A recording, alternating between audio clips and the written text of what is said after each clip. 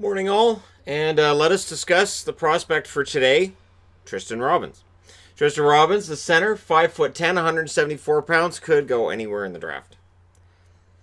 Could go mid first round, late second round, early second round, no idea. So again, we're getting into that part of the draft where there are divergent opinions. Can be seen right here. He's ranked number 13 by Hockey Prospect. He's ranked number 86 among North American skaters by Central Scouting, and Elite Prospects has him at 51. So he could go in the third round. We just don't know. His strengths, and according to Elite Prospects, everything's pretty flat. Like, everything's pretty good. Nothing's, extremely great. So I went with teamwork and agility based on the scouting reports I was reading from Hockey Prospect as being his best assets. And I'll say compete level as well, in that he is a smaller player at 5'10", and he doesn't play like he's a smaller player.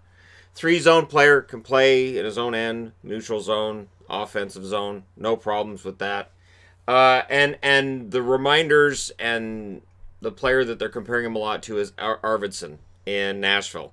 Brendan Gallagher comes up as well. So those are benefits, because Gallagher and Arvidsson are both guys who were drafted later than they probably should have been. And I know in Gallagher's case it was a matter of size as well. And he plays very physical despite his size. So he's willing to throw a hit. One of the reports stated, he throws hits and he's the one that's left standing against guys who are much bigger than him. Now, scouts saw him and they liked him. It wasn't like they had glowing reviews, but like, yeah, good player. And there were other scouts who didn't see him. So when we get into the whole idea of how did that guy slip in the draft, there are players who don't get scouted as heavily. Players who aren't on the watch list as, okay, we've got to see this kid and see what he's able to do. So there may very well be some scouts who saw him and went, this guy's good for our second round. And there are probably some other scouts who just didn't see him. So the most interesting quote I saw was, he's the closest thing to Arvidsson I've seen in years. So we'll see. And that's from our friend Brad, who was in the live stream last year during the draft. That's what he's saying about him, is that he's the closest thing to Arvidsson he's seen in years. So that's pretty glowing. And being a large Arvidsson fan as I am, I think that kind of an energy player, I think that could help. Now the thing is, he's listed as a center, and yet Hockey Prospect thinks he'll end up being a winger at the NHL level. They're saying two-way energy winger, projects as a second, third line player. So that middle six forward group. Confident kid, and not only that, but in an interview, he claims he's now 5'11", that he's not 5'10".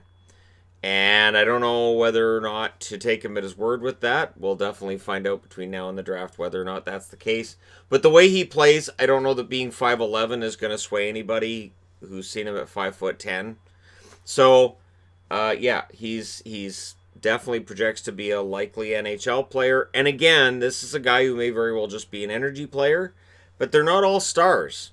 And you don't necessarily win Stanley Cups just because your star players show up. Very often it's your depth, it's your grit players, it's your energy guys who can go out on the ice and give you that maybe 13, 14 minutes in the game that are really important at that absolutely key time. Now, last year, playing for the Saskatoon Blades, so 2018-2019, 68 games played, 9 goals, 16 assists, 25 points. This season, he blows it up. 62 games played, 33 goals, 40 assists, 73 points. And he was getting better as the year went along. In their last 4 games, he had 7 points. In his last 10 games, he had 16 points. So he was trending in the right direction. And again, this might be one of those players that if we'd played a full season, we'd gone through a whole Memorial Cup, maybe he would have garnered some more attention.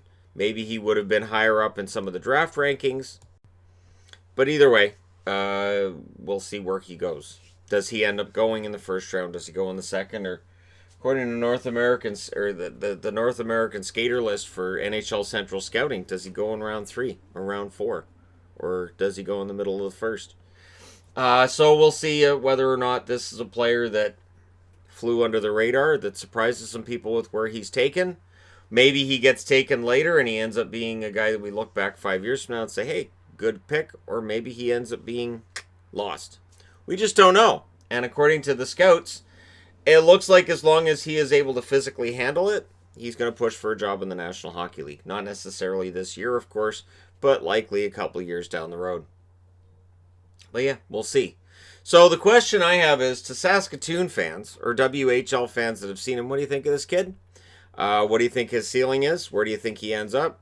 Does he end up playing as a top six forward in the NHL? Does he play on a third line? Does he end up being a fourth liner? Let me know your thoughts in the comment section below as always.